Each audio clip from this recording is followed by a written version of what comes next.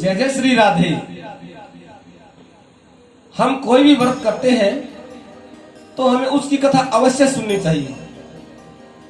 आप लोगों ने ये इच्छा जाहिर की तो उस समय से हमने एकादशी व्रत की कथा अपने YouTube चैनल पे डालनी शुरू की है।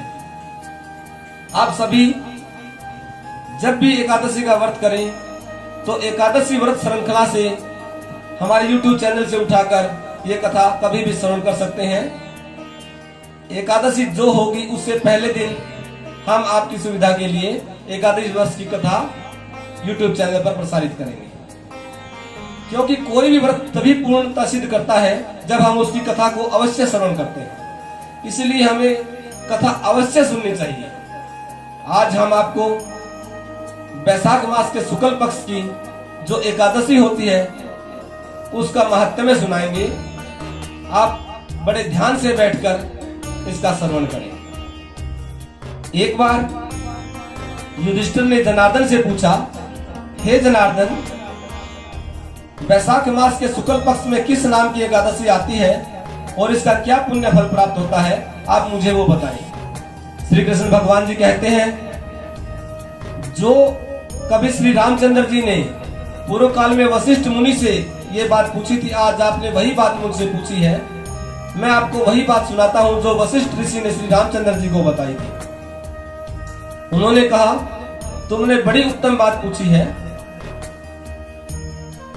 हे राम, वैसे तो तुम्हारा नाम स्मरण करने से ही सभी पापों से मुक्ति मिल जाती है, लेकिन फिर भी आप लोगों के हित की इच्छा के लिए मैं उस पवित्र व्रत का वर्णन करूंगा जिसके करने से सभी पापों का शमन हो जाता है और उस व्रत के प्रभाव से मानव मोह जाल से मुक्त हो जाता है तथा पातकों के समूह से छुटकारा पा जाता है। सरस्वती नदी के तट पर भद्रावती नाम की एक सुंदर नगरी है, जहां पर धुष्टिमान नामक राजा जो चंद्रवंश में उत्पन्न हुए थे, बड़े ही सत्यवादी थे, हमेशा सच बोलते थे, धन धान्य से परिपूर्ण थे, बड़ा समृद्धिशाली उनका राज्य था। उसका नाम था धनपाल। वह सदा ही पुण्य कर्मों में लगा रहता था, हमेशा दूसरों के हित की कामना करता। जो उससे बन पड़ता, कुआं, मठ, बगीचा, मंदिर, गरीब आदमियों के लिए रहने की व्यवस्था, उनका घर बनवाता। भगवान श्री विष्णु जी की भक्ति में ही उसका पूरा दिन गुजरता था। वह हृदय से विष्णु भगवान का अनुरागी था। वह सदा शांत स्वभाव से रहता था। उसके 5 पुत्र हुए। उनके नाम क्रम से सुमना, द्युतिमान, मेधावी, सुकृत और दृष्ट बुद्धि। दृष्ट बुद्धि उन 5 में सबसे छोटा था। लाड प्यार के कारण वो इतना बिगड़ गया कि उसने जितने भी ऐब होते हैं वे सारे अपने अंदर समाहित कर लिए। वो चोरी करता, झूठ बोलता, वैश्याओं का साथ लेने लगा।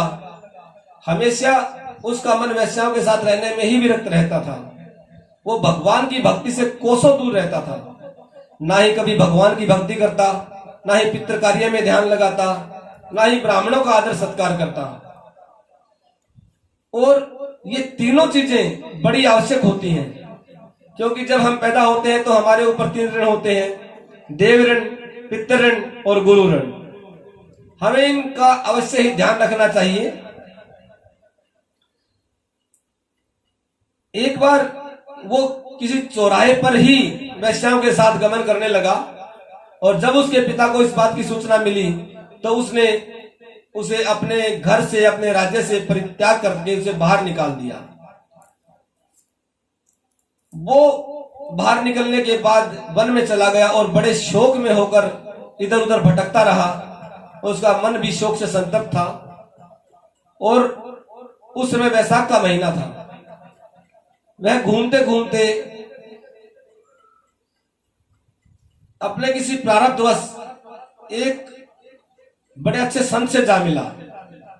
उन संत का नाम, जो तपोधन संत थे, उनका नाम कौंडिन्य ऋषि था, जो बड़े ही धर्मात्मा श्री विष्णु भगवान की भक्ति में तत्पर रहने वाले, और वो पाप से संतप्त तो था ही, जाकर कौंडिन्य ऋषि के पास पूछने लगा कि हे ऋषिवर, ऐसा उपाय बताइए कि जिससे मेरे पापों का शमन हो जाए।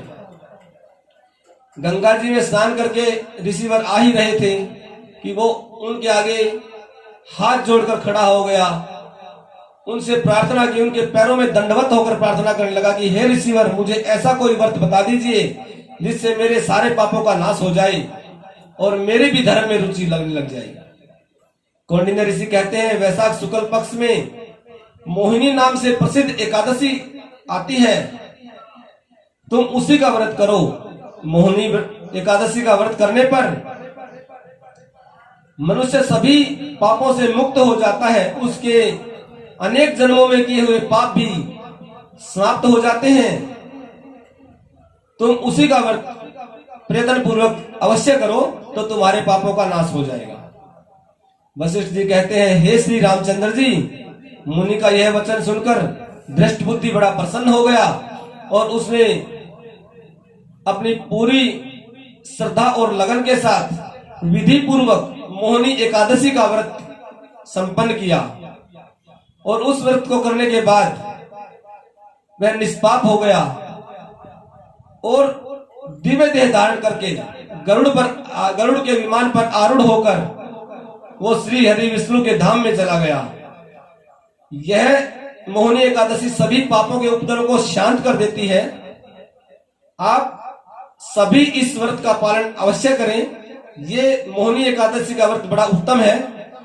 इस व्रत को करने से हमारे सारे पापों का नाश हो जाता है और पाप मिटने के बाद हम विष्णु धाम को प्रतिष्ठित होते हैं। इसे सुनने के बाद सहस्त्र गोदानों का फल भी आपको प्राप्त होता है। सभी एकादशी का व्रत करें, कथा को सुने और अपने सभी जानने वालों को शेयर करें। हमारे चैनल को लाइक करें ताकि हम आपको आगे भी और जानकारी और बड़ी धार्मिक कथाएं श्रवण कराते रहें। जय जय श्री राधे राधे राधे। हर हर महादेव। आगे भी महाराज जी के श्रीमुख से कथा प्रसंगों एवं विशेष उपाय को जानने के लिए महाराज जी के YouTube चैनल को लाइक, सब्सक्राइब और शेयर करें और बेल आइकन अवश्य दबाएं।